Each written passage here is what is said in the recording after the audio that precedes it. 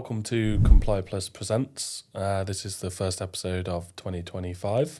So we're back, myself and Richard. Today's episode is going to be slightly different to kick off the year.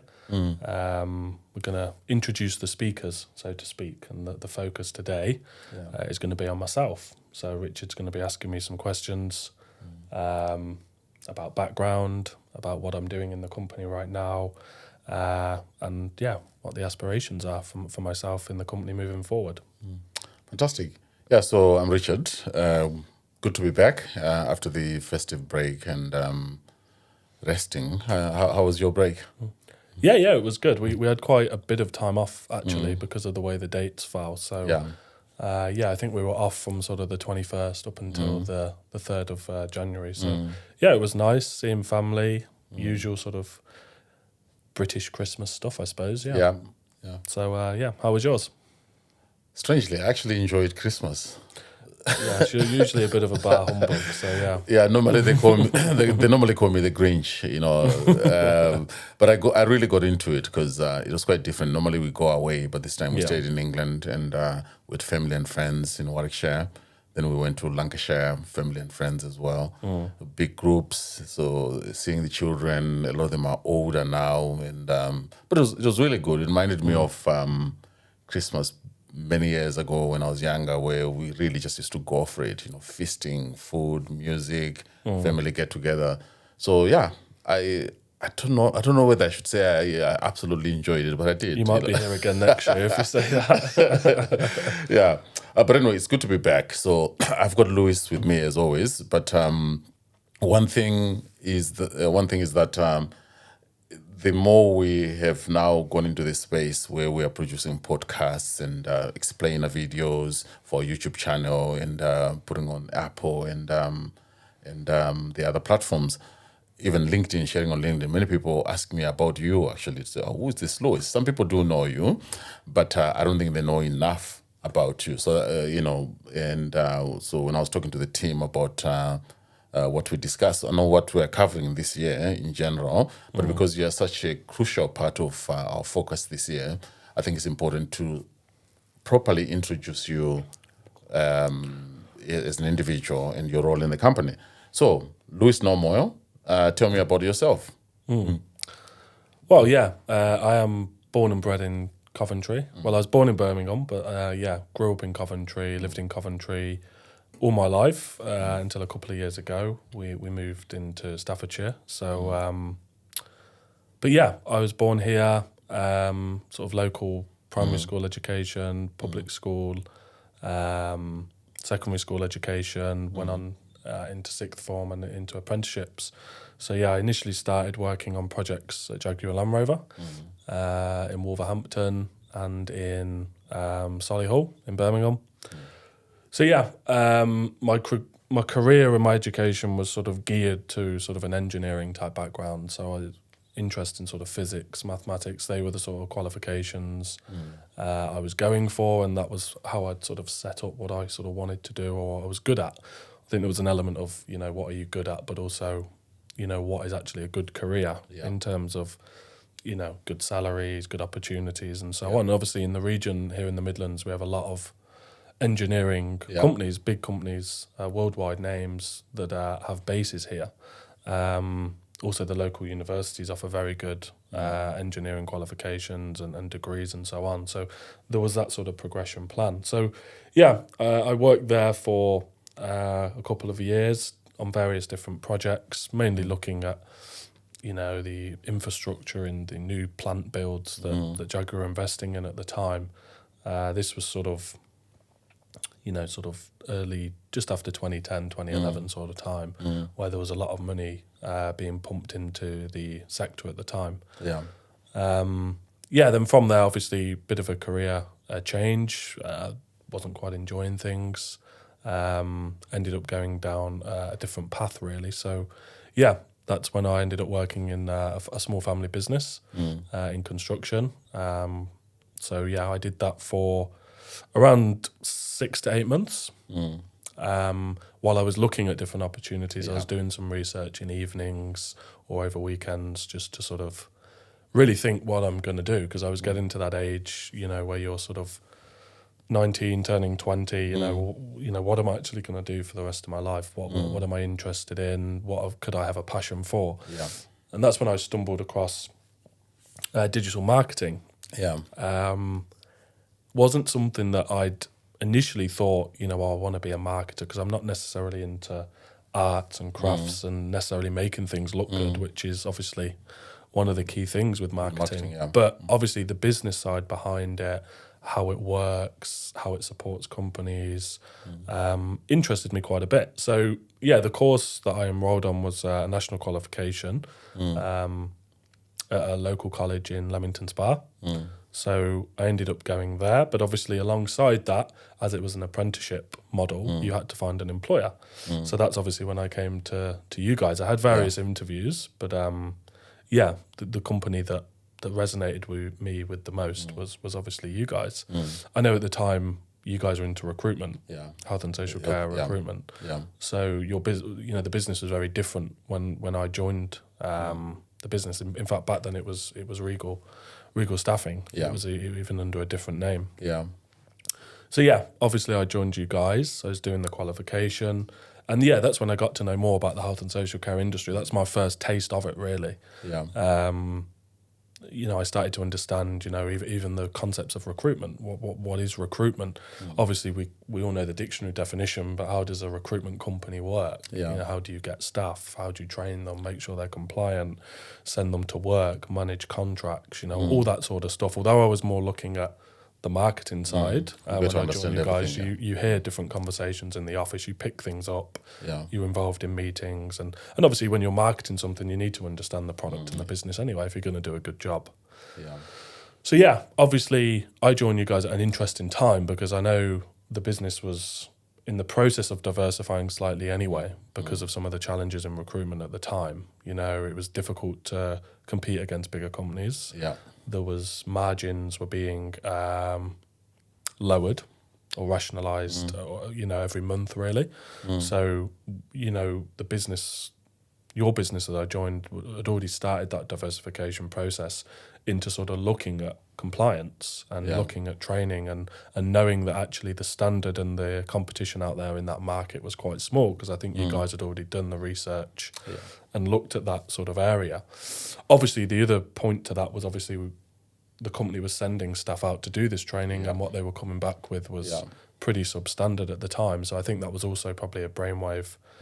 So yeah, then obviously we got to work on sort of a slightly separate project. I sort of stepped up from just your day-to-day digital marketing responsibilities. We started looking at how we're going to build this business. Yeah. We need a name. We need to look at content. We need to look at delivery. How are we going to deliver this training? How are we going to source the content? Or how are we going to even create the content? So I know initially our journey started with sourcing content, because it was the quickest route to market. Even system at the time. Remember, I think it was around 2013, 14. We used 2 different systems. Yes. We had a company in the north. Yeah. Who, that was supplying an LMS. Then we ended up with another company in the south, in Essex, and then we ended up with another company in Northamptonshire. And I think, do you remember those days? Because there were so many restrictions, because the software, actually, learning management systems at the time, there was nothing in the UK. There were only a handful of companies. Any company you talk to, it led you back to the same developers.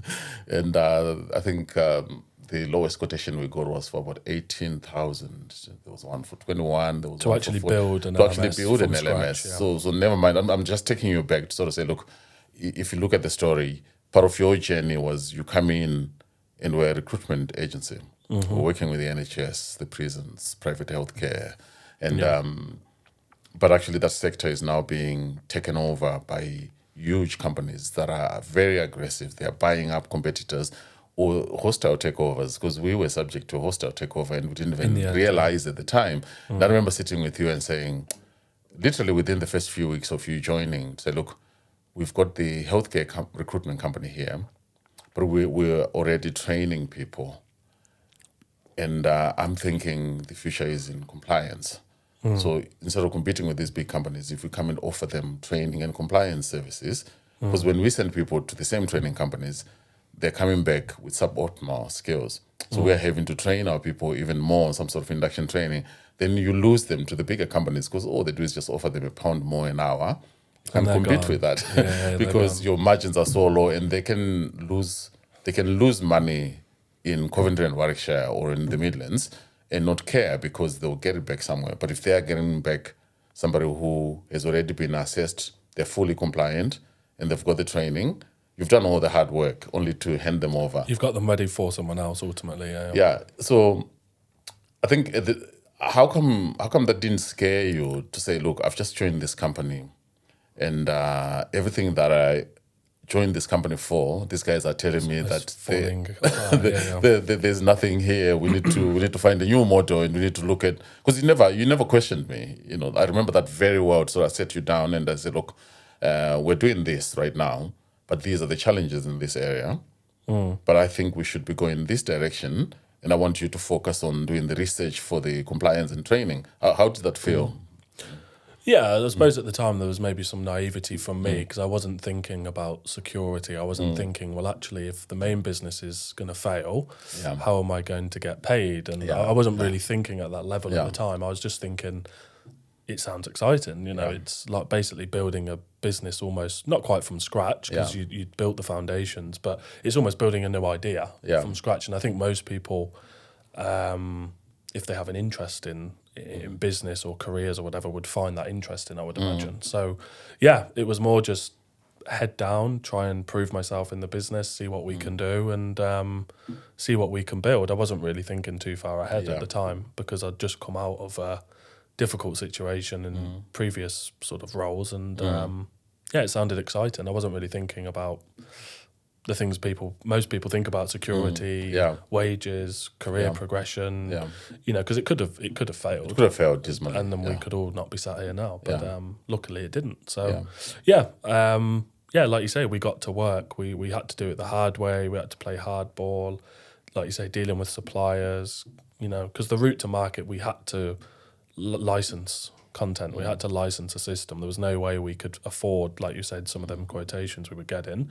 And we didn't really have the technical people internally to build one at that time. Obviously, we went on to find those people, and we have those people now, thankfully. But yeah, it was a challenge. You're paying commission rates every time you sell something. You have to bear that in mind.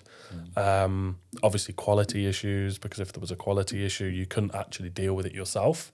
I think that's one of the biggest luxuries we have now, where if people do have concerns, we don't have to answer to anyone. We can look at it.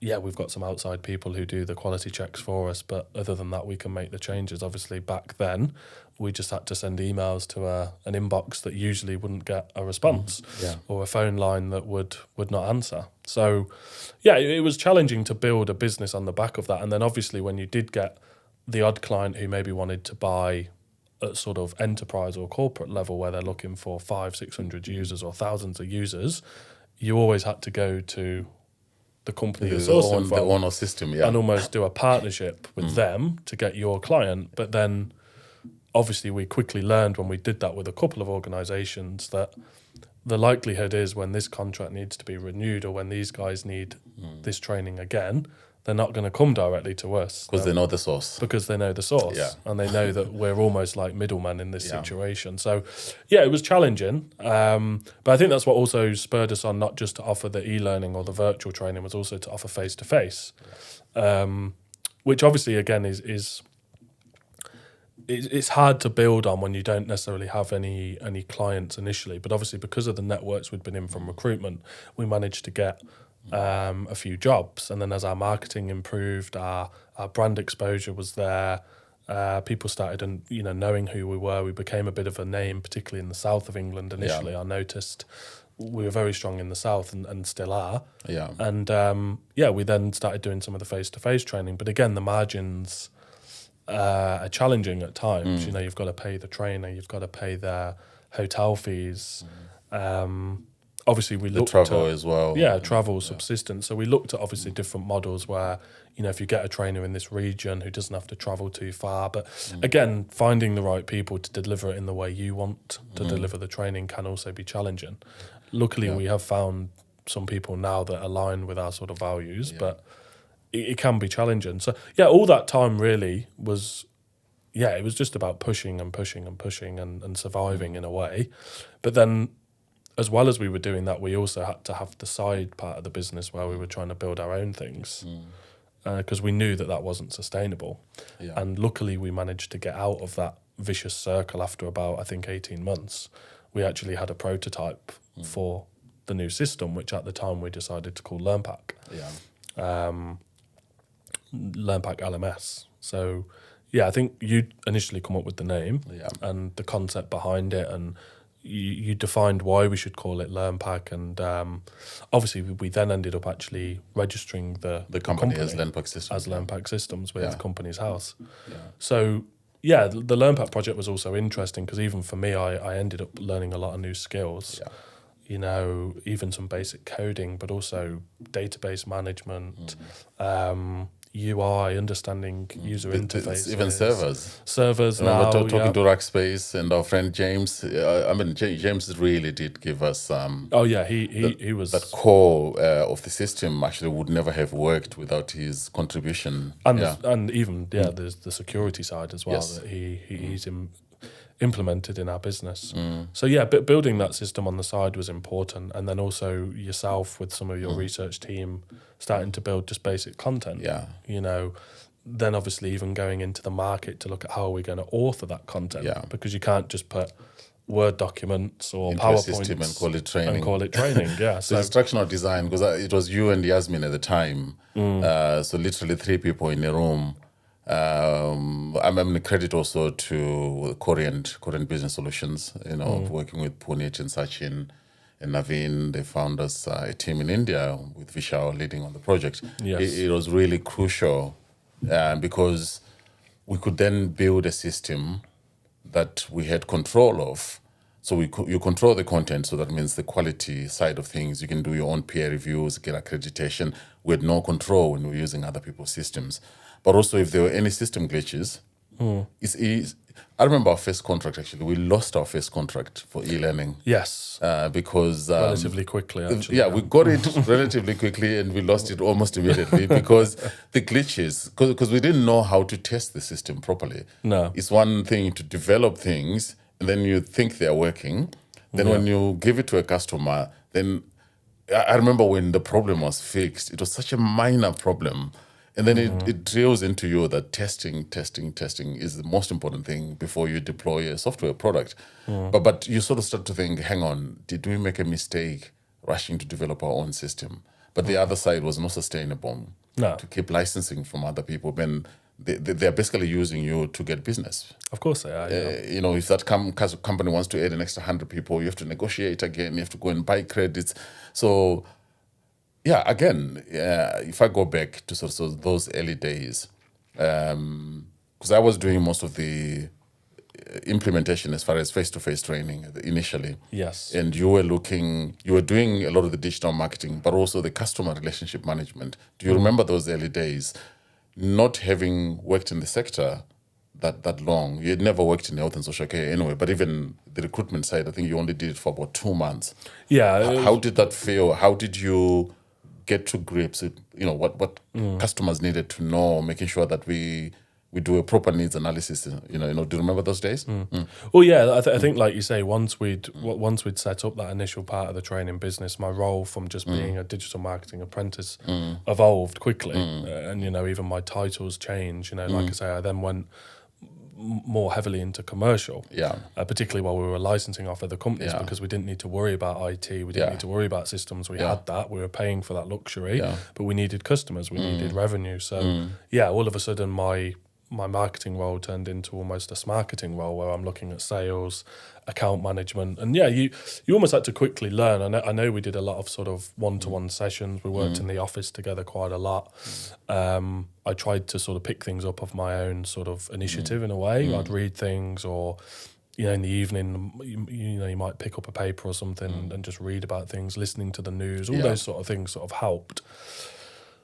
But yeah, I think once you understood the basic regulation, what do people need to do? Yeah. What is mandatory? What is statutory? Then a lot of it fell into place because, you're then speaking to people with the upper hand in a way because you know what they need. Some of these people would come to us and not know what they need. Yeah. They'd need that training needs analysis support. They'd need to have that initial sort of consultation before they even knew what training they needed. But we, as a business, armed ourselves with that. We wrote a lot of blogs. We wrote a lot, we were producing a lot of content considering the team we had at the time was relatively small. So like I say, my digital marketing role quickly became commercial. I was still able to finish the digital marketing qualification and then went on to do higher levels up to sort of level 4, level 5 sort of standard in the end.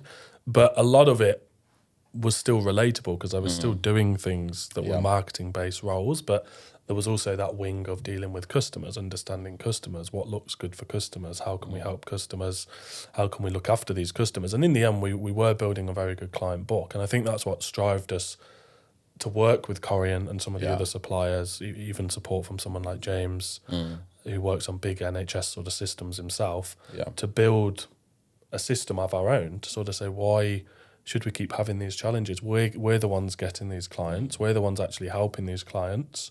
We understood the needs as well because some of the other guys were actually feeding off our requests to better their systems. We were almost improving other people's product because we'd say this client has asked for this, or could we have this at a higher level because their nurses now need to do this.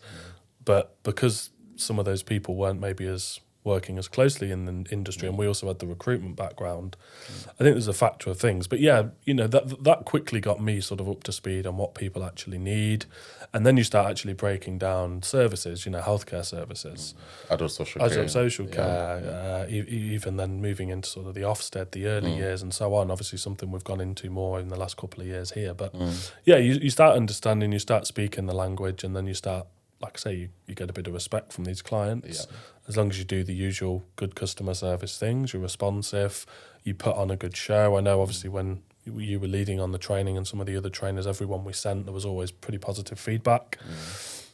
We got more bookings, so it must have been the people must have liked the experience. They must have liked the delivery, the format, the overall experience of using the brand. And then, the fact that we could then have our own system with our own content that we knew was of a good standard, and we know it was up to date, because I think that was one of the other challenges with e-learning, making sure it's up to date as regulation and legislations change.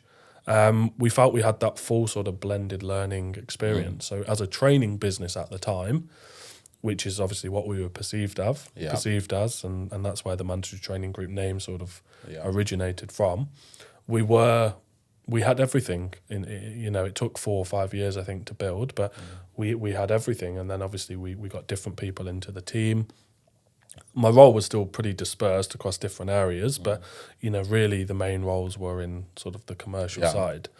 And we got by. We were growing the business. Revenue was increasing, not necessarily at the highest rate, but we were improving and we were retaining customers. At the time, like I say, we were growing the team here in the UK. We also invested in other teams, more teams to support, teams across the world to support, to give us that sort of coverage as well. Even from a content side, our library just kept expanding. Even with the system, once we got the basic core features of an LMS, we started looking at, well, what other reports can we give? What other things on this learning management system will be useful for our sort of customers? So you're then tapping into other compliance areas. You're then looking into audit. You're looking into real-time reporting. And obviously on that journey, the more prominent we became, we had to build relationships with key people like the CPD Certification Service, awarding bodies like Training Qualifications UK. We built a lot of different allegiances. We became a supplier, an NHS-approved supplier. we were working closely with Skills for Care, with Skills for Health, and still do work with them in some capacity now. I know they've changed their The way they do models things, slightly. Yeah. So, yeah, really, it was a proper growth from almost nothing to a basic sort of business where you're sort of licensing things off other people and acting as like a middleman, to then growing. And like I say, the business was very focused on being a training company Yeah. for several years, really. And in a way, we're still perceived by most as a training company. But obviously, 2.5 years ago, I'd say now, we started looking at what else can we do in this area, because a bit like with the recruitment, our industry then became, particularly during COVID, where things had to be done differently. People were looking at more digital online solutions. You couldn't be in the same room as people. So the way training was delivered, particularly in a heavily regulated sector like health and social care, was completely turned on its head. Yeah. So all of a sudden, our nice little training business, you know, with the LMS, the face-to-face delivery, the open centres, it all became much of a muchness. A lot of people come onto the market. Even the entry point, like you say, for setting up an LMS became really cheap, considering the investment we had to make. Yeah. So you sort of look now and you sort of think, you know, it's so much more affordable to actually do it now. But obviously there's still a lot of things you have to do. It's not an easy job, but, you know, actually getting a basic system set up is a lot cheaper than it was. Yeah. And a lot easier, like you say. So, yeah, that's when we sort of come up with the idea of ComplyPlus. Yeah. And from a personal perspective, that's obviously when the business had got to that point where we needed to be have more of a corporate setup. You know, our teams had grown. We had lots of different staff, contractors here in the UK, more employees here in the UK. And that's obviously then when I went onto the board and became a shareholder as well. So, you know, initially I started, it was a continuation of my commercial role, but I became a commercial director ultimately. And in the last 18 months, I've moved into operations because it suited the skill set as well. Yeah, the skill set and the configuration of our team, because I'd had that. I think at the beginning of the business, I'd had that widened understanding of dealing with suppliers, dealing with the content, dealing with customers, looking at the marketing. You know, I had that rounded understanding of how our business operates and where the efficiencies are, where things need to be improved. So it made sense for me to move into that space. And obviously with the team we had at the board level, it made sense for other individuals as well to take up their roles that they now have. But yeah, obviously when I went into the operations director role, that's when we started thinking about diversifying from the training business as well. So yeah, like I said, I think that was around two years ago, maybe a bit longer. I think, COVID disrupted the plans. Yes. But I think right at the beginning of 2020, the idea was, because we still had quite a lot of business on the face-to-face training. So in 2019, if I remember well, we had started scaling down, promoting blended learning instead. Because traditionally in the NHS was that I used to work in the NHS, so you go and sit in the lecture theatre, somebody comes once a year and they just talk at you. They've got slides. The health and safety guy comes in, usually a guy, they talk about health and safety, fire safety, the same jokes every year, infection control. Then you go and do your practical for moving and I can't remember how often it was being done. And, one of the challenges at the beginning was that although the NHS was moving to do some of the subjects online, a lot of organizations still preferred face-to-face because for many reasons, many people didn't even believe that e-learning was any use at all in the sector, even for those subjects that are more theoretical. And some people wanted the efficiency of it. If I'm a compliance manager in a care home or a recruitment agency or a hospital, what I want is, if I say 20 people in a room, then you come and train them that day. Then I've got all my 20 certificates and I'm ticking a box, because training was very much like box ticking. Yeah. But the time we got to 2018, 2019, we realized actually that some of the competitors had more training centers around the country. They were better equipped. It was very draining to continue delivering. So by the time we go to 2019, we started scaling back. Okay, look, let's do train the trainer. Then we build capacity within those organizations. And then they can use e-learning for the theoretical subjects and the theory relating to the practical subject. Then you come and do the practical. So I think by the time we go to 2020, if I remember well, we were already transitioning. And we lost some clients that didn't want the e-learning at all. Yeah, we did lose some valued clients because they didn't want the change. Yeah. They were happy with the way things were. But then a few months down the line, COVID forces them to go the way we wanted. The way we were suggesting. So it's almost like you foresaw that it was never planned. But for me, I'd like to hear from you as well. Because when I talk to people that know us, they say, oh, you and Louis have worked together for a long time, and you guys are doing this now. How the business is growing. Even people that have left the business, when you talk to them, like, wow, you guys have really taken this all the way. Because we used to talk about some of the things that we're doing now as if like, wow, at some point in the future, but now obviously we're in the future and we're doing a lot of those things. Yeah. That working with decision makers in health and social care who usually do not trust people who are not like them. Like now, even when I go into certain meetings or certain conferences and workshops, the moment people realize that you do not have an active NHS role, because I still do some of the research work and all that, but I'm not in operations in the NHS. It's almost like, oh, you're working in the private sector. So I have that experience of having come from the NHS, but you had never done any of that. What is your experience of working with decision makers? Has anything surprised you about the sector, or I don't know what your expectations were at the beginning, but actually when you're now deep in, you talk to some people at director level sometimes and senior decision makers who are looking at their learning development needs, who are looking at different solutions. How is that for you? Yeah, I think overall it's been a pretty good experience. Like I say, you can learn obviously from a lot of these people, whether it's even just email exchanges or it's calls. But yeah, every call is always interesting because you're trying to sort of analyze, okay, what do these people, what are they looking for when they're looking for a company to help with this? They're investing in the brand as well as the product. Yeah. But there's also an element, like you say, of box ticking and things that they've got to do.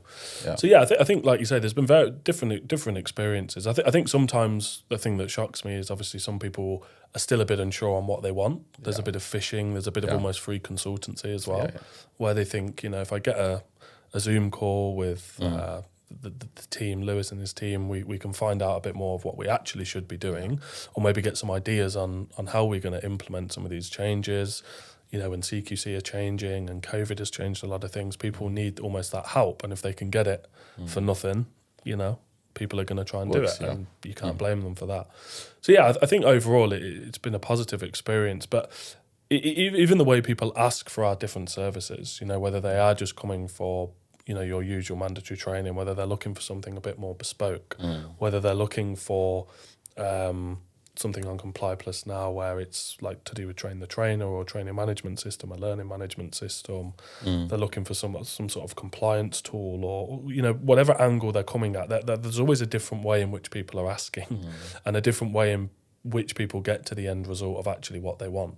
Yeah. So I think, I think that's the way I'd say it. Like I say, that there's been a few surprises where you sort of think, God, you'd think someone in that position would know about some of these things, but that's not always the case. Yeah. So you realise there's still maybe gaps in knowledge or information management really about how things should be done from the regulators and things like that. But then there's also the side of learning and getting ideas from these people, actually knowing some of the challenges that's going on in some of these sectors or some of these workplaces and environments to sort of say, okay, so that's actually a problem.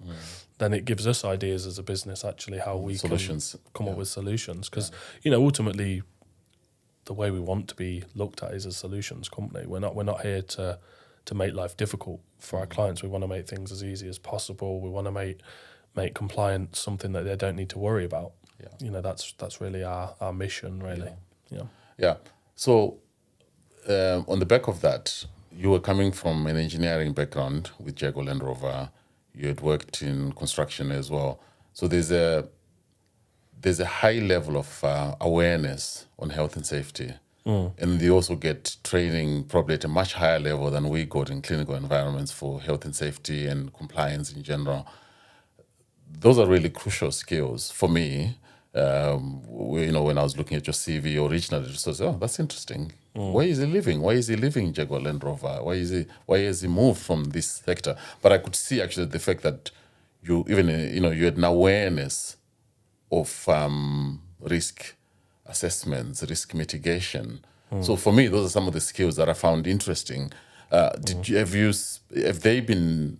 I'm sure they've been of use to you as you are doing needs analysis, because it's the same, isn't it? When you're doing risk assessments, what is the environment like, the hazards, what are the hazards, who may be the level harmed, of risk, and what do you need to do to mitigate that risk, and kind of remove all the risks, but make people aware. So how did that help you as you settled in this business? Well, yeah, as you can imagine, in those sectors, health and safety is paramount, and ensuring the safety of people. It's one of the biggest things that on those sort of sites that that's where a lot of the budget goes to. Yeah.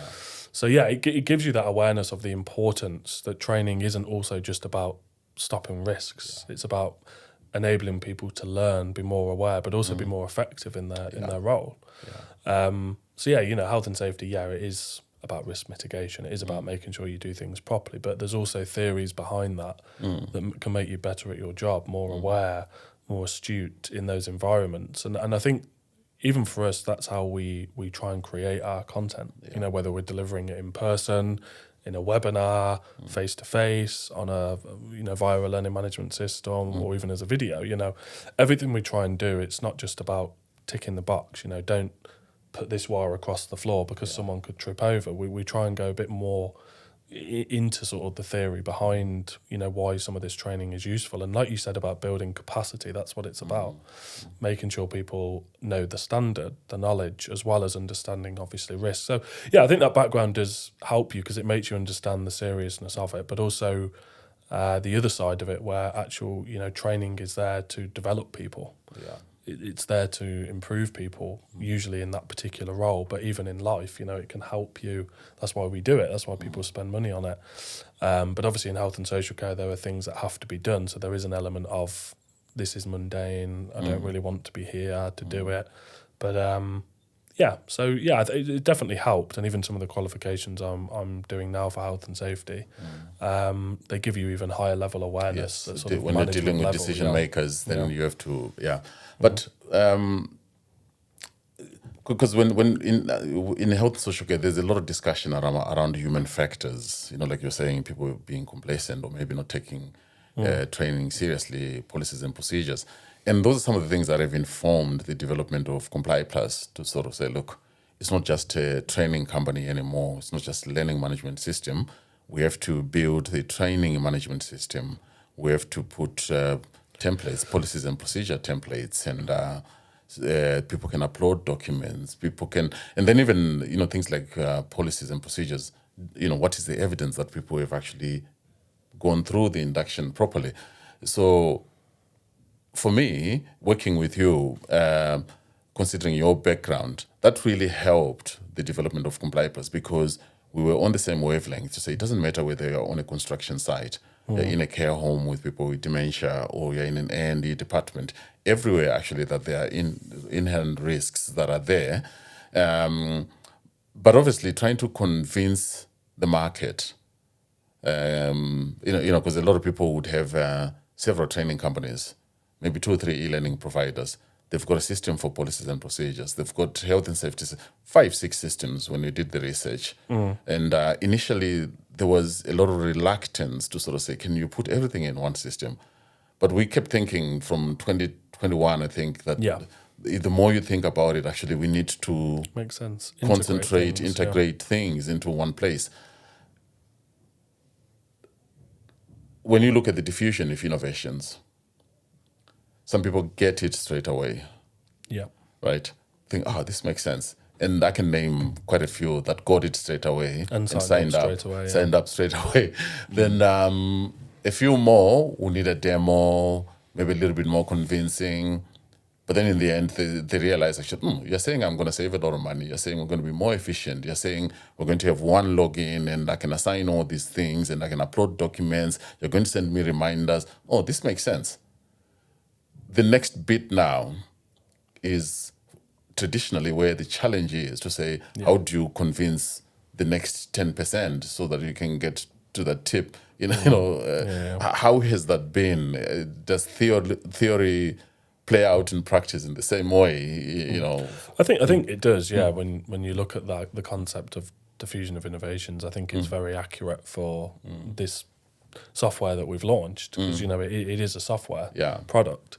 And integration makes sense, because why use multiple suppliers to achieve the same thing, or have different contracts, have different contact people, when you could just have one contact person? And that's been our message. Whether that message has got through well enough is something for us and our marketing teams to discuss. But yeah, it has been challenging to get people away from systems. Obviously, there are different factors at play. A lot of people have signed lengthy contracts with these other people. They've got a lot of data locked into these systems, and to just completely drop one solution and move to another is not as easy as it may sound. It's a bit like saying to you, with all your Apple products, to leave Apple. Would you consider it? So I think, that next 10% is going to be harder. Obviously, we've tried to tackle that, like you referred to there, that tipping point. How do we tip the scales in our favour? We've broken down ComplyPlus. Rather than it just being one software product that you subscribe and you almost get exclusive access to everything, you now can just get the bits that you want. And you can upgrade, you can downgrade, you can sign 3-year agreements, 2-year agreements, 1-year agreements. We have flexible payments. We've tried a lot of things, and I think over the last quarter, the numbers that I was seeing in our management meetings were very positive in terms of new sign-ups, but also renewals. Because, like you say, we've been working on this sort of product for 3 years now. People are getting to that point of, are they going to renew? And that's almost a really good indicator as to sort of say how useful was your product, or compared to what else is out there on the market, how good is it? But our renewal rate was pretty solid for a relatively new product on the market. So we've broken things down, we've changed the messaging, we've tried to add more value into the system, particularly for existing subscribers, to sort of say, look, we don't want it to be a stale product. We're constantly looking at other things we can add. We're constantly using customer feedback to improve things. So like you say, it's been really interesting. Even some of the exciting stuff we've got ready for this quarter with the training management system in particular, something which is quite unique on the market based on the research we've done. All these things we feel are going to add value and most importantly, make compliance a lot more seamless. And I'm looking forward to launching that product properly next month. So what I've realized the many years we've spent in this sector is you have to keep evolving. It's got to be incremental changes. Because I think when we started out, we used to try to get a perfect product, and even the launch. But actually, after a while, you realize actually that you're never going to get a perfect product, because like even now, the way systems are developed, we started with SCORM files and tin can API, I think it was, and the NHS were using Moodle at the time. The universities were using Moodle at the time. I used to do courses, and you had to sit by a computer, laptop or desktop computer, to do courses on the NHS England system. I think it was e-learning for healthcare at the time when I was working in the NHS. And everything was slow. Things would crash. But then all of a sudden, our first foray into this area was SCORM and Tincan. And you can do that even on a mobile phone. That was 2014, I think, 2014, 15, when we launched the first system, end of 2014 to 2015. And now, when you look at the different ways you can develop courses, content, policies and procedures, gamification that is now in there, the different things that would have cost you a lot of money before, even text-to-speech, is now standard. And the design elements, drag and drop, you can design beautiful content. But one thing obviously is that even people are talking about VR, AI, and all that sort of stuff. Does the market appreciate actually that these things, although some of them seem abundantly available, they're everywhere now, quite ubiquitous, there's still quite a huge cost of instructional design and putting this content out and making it more suited to the modern user. Because if you go on any social media platforms, there's so much going on there, isn't it? And people expect that sort of usability as well. How has that been? Because you're still, obviously, being operations director now, you're more involved than ever in the systems and then the integrations and all these updates. How has that been, and how do the market perceive it? Are they willing to pay for what it's worth? Because we were talking about box ticking before. If I just want to tick a box, I don't really care about all this other stuff. No, you do. You go off the shelf, as we sort of call it internally, isn't it? Off the shelf purchasing. I think, look, we've had a few very big companies come to us and they want something built almost from scratch. Yeah. They have an idea, they have a goal, they have an aim. You know, they have the initial things you need to build some form of training program or training course. But then when you start actually looking at detail and, like you say, these different things that now people expect in these online courses, you know, like you were saying, some of them there, gamification, highly interactive, prerequisites, you know, end of module quizzes and different ways of testing people now as well. It's not just true or false or A, B, C, D. There's you've even got like heat maps and all this sort of, you know, all these sort of things now. But yeah, building from scratch, there is a big shock to people when you finally look at the build pricing. everything. When you look at actually what they want compared to how much they're willing to spend, I think there is, a mismatch. even with big companies that are well funded, there's a high mismatch. Yeah. But we to remain competitive, we have to, like you say, keep evolving. Even the software we use to author our courses, you know, we're always trying to upgrade that. We're trying to better it. We're trying to make our courses stand out on the market. From obviously more the e-learning perspective. But if we don't do that, then we'll be quickly swamped by other people. But there's obviously a limit to how fancy and how sort of shiny and thingy you make the courses. That's been an interesting journey. We've had some really interesting discussions, although a lot of them didn't go anywhere. They were interesting people, like you say, to speak to. And even now, you know, we're discussing different types of products, you know, like obviously CQC have made a big thing about evidence logging, and that's one key thing that we added to ComplyPlus in the last 12 months. We already had it, but people didn't want to use it. Yeah. So sometimes actually you develop something There's a tool there for knowing that it's important, but because there was no regulatory requirement, people didn't care. Then all of a sudden you say, oh yeah, you know, we've got this upload feature. And then the light bulb goes. And then like, oh, okay. But we've had it for about 4 years, I think. 4 years. Yeah, we had it in some form or another. But I think in the last 12 months since the single assessment framework came into play, we've really pushed that, and people are making use of it, and it's working well. So I think, and then like I say, for 2025 moving forward, we have some exciting things. You talked about innovation, you talked about evolving. I think we're doing all those things, and hopefully we can keep offering good value to customers, and we see where the year takes us. But I think we've got quite a clear plan with what we want to do with the software, what we want to do with ComplyPlus. We've got a clear plan on where we want to go. We want to keep revolutionising things in the industry, So for me, I think probably the last point I want to touch on, when you think about that incremental improvements to the system. For example, the upload feature is now being used widely now for the single assessment framework. Yes. And because it's already there, it's integrated within the system, then it means that you have one dashboard that you can use, but also adding the training management system together with the learning management system, you can then manage the learning and development elements of the business. From the moment you hire a person, what certificates do they already have? You can upload those to their profile. And then it ticks to sort of say, look, we've got this. Okay, this is expiring in 6 months. What is the induction training that they need? So it's for me, again, because whenever I talk to people, I do talk to a lot of company owners, directors, and even people, decision makers within NHS and other public bodies. You explain that and you ask them, and they're quite surprised, almost like, oh, okay, I've never thought about that actually.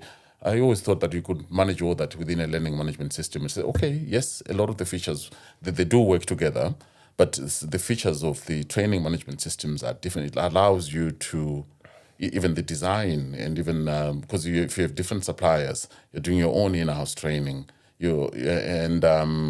Maybe you're procuring from a local authority or commissioners want you to do something different. Everything can be in one place. So the idea that you have folders on a shelf somewhere, if you've got everything in one place, then it really does help not only for the regulatory compliance management, but also efficiencies within the businesses. You don't miss things out because all of these things are actually part of the evidence. If you talk about the CQC single assessment framework, the way things are going, and even with Ofsted as well, any of these regulators now, there's now need for organizations to self-police, and you can't do that effectively without good systems. And for me, that's the biggest improvement that I've seen. Yes, there are many other providers who were just providing templates of policies and procedures, but what use are they without clear instructions on how to implement that policy? Again, those are the additional resources that I've worked on with the team to say, look, if we put this in, and even for you, when you went for the CQC, we went for some training related to the governance and all that sort of stuff. How has that come together? And do customers actually appreciate that? Because I know you get involved even with the demos and getting, especially the bigger clients, to do the needs analysis properly. Do they appreciate the need for the integration and also these incremental changes as well? Are they using them properly? Or they're still just taking the system, use the bits that they think are important? I think it's probably more the latter. I think there are a lot of people that have like you were saying earlier, diffusion of innovations that have just got it. You see how some people are using the system, and actually they give us ideas to sort of say, oh, okay, that's an interesting way of using it. That's a good way of maximising really the features of the product.